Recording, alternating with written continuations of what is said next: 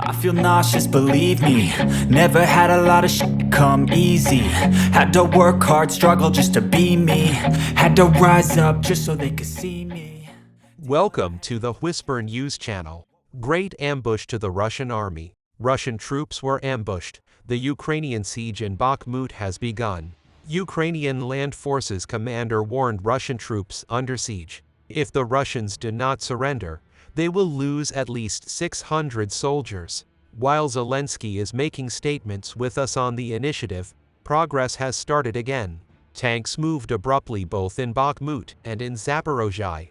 Bradley hunted the Russian tank. As conflicts escalated, tensions escalated more than ever. Land Forces commander reports Russian forces successfully destroyed near Bakhmut and advancing on the wings. According to the commander of the Ukrainian Land Forces, Colonel General Oleksandr Syrsky, the Ukrainian troops achieved significant success in their operations near Bakhmut.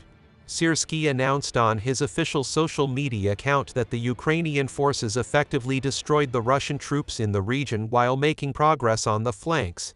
Syrsky further strengthened his claim by sharing a video showing an enemy tank from the 17th Separate Tank Brigade being destroyed using a self-propelled howitzer. Another video released by the commander shows Ukraine successfully attacking a Russian mortar position. The remarkable progress made by Ukrainian forces near Bakhmut demonstrates their operational capabilities and determination to defend Ukraine.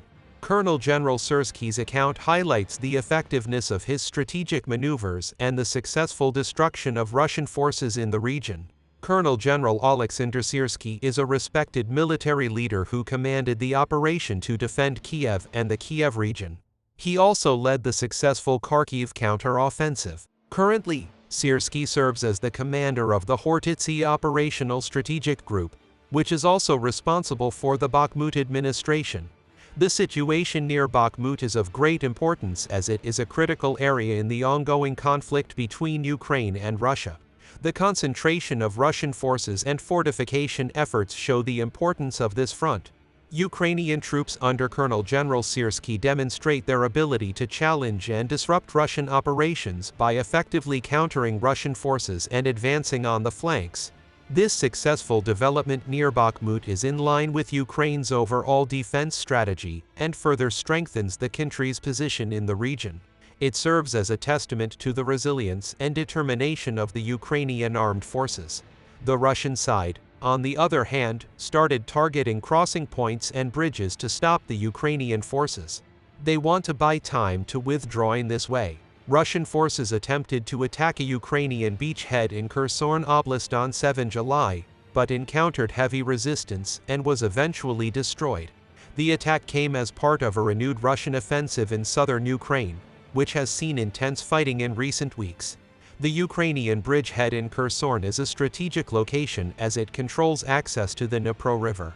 If Russian forces were able to seize the head of the coast, this would give them a significant foothold in southern Ukraine and open the possibility of further advances towards Mykolaiv and Odessa.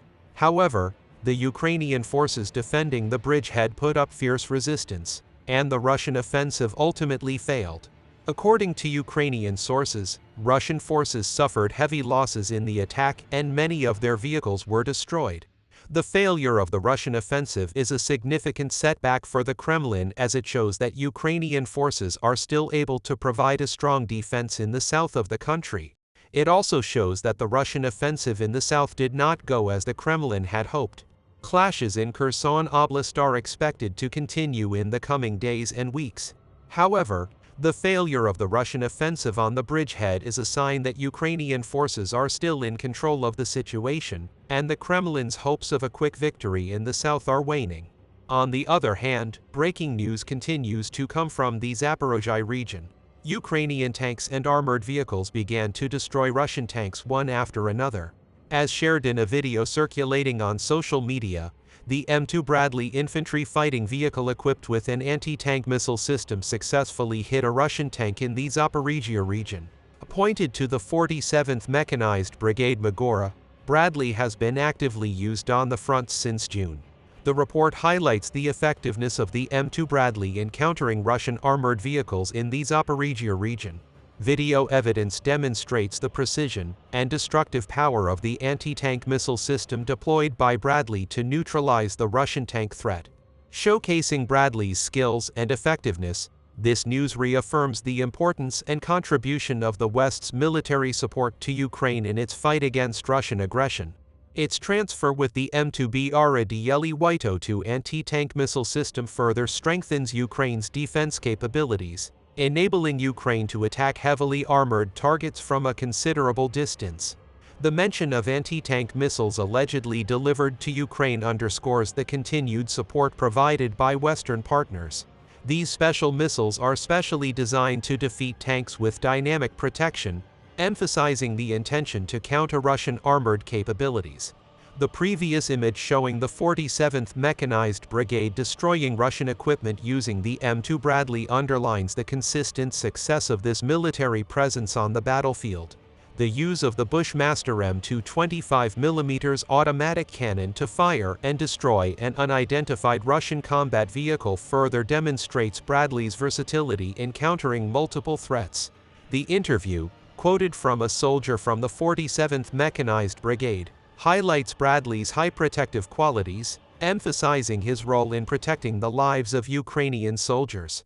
The mention of armored vehicles that can withstand anti-tank mine explosions and successfully withstand direct hits from anti-tank ammunition underlines their durability and increased survivability, increasing the overall effectiveness of the Ukrainian forces.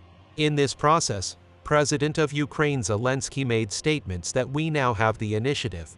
Ukrainian President Volodymyr Zelensky, at a joint press conference with Czech President Petr Pavel in Prague, emphasized that despite the slow progress, the Ukrainian defense forces are holding the initiative on the front and making significant progress against the Russian forces. President Zelensky's claim of the Ukrainian Defense Forces initiative and progress on the front is an important development in the ongoing conflict with Russia.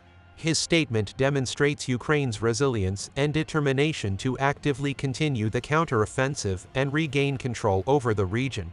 Despite acknowledging the challenges and slower progress of the offensive, the president's emphasis on initiative underscores the positive aspects of Ukraine's position. President Zelensky aims to raise morale among Ukrainian forces and instill confidence in eventual success, arguing that Ukraine is not retreating and advancing like the Russians. This news will be meaningful for viewers who closely follow the conflict between Ukraine and Russia and are curious about the latest developments in the military situation. It provides valuable information on the current state of the conflict and offers a promising perspective on Ukraine's progress towards regaining control over the disputed region. We'll see what happens in the coming days. We have come to the end of another video. You can like the video to support us. By subscribing, you can easily follow new videos. I wish you all happy days. See you later.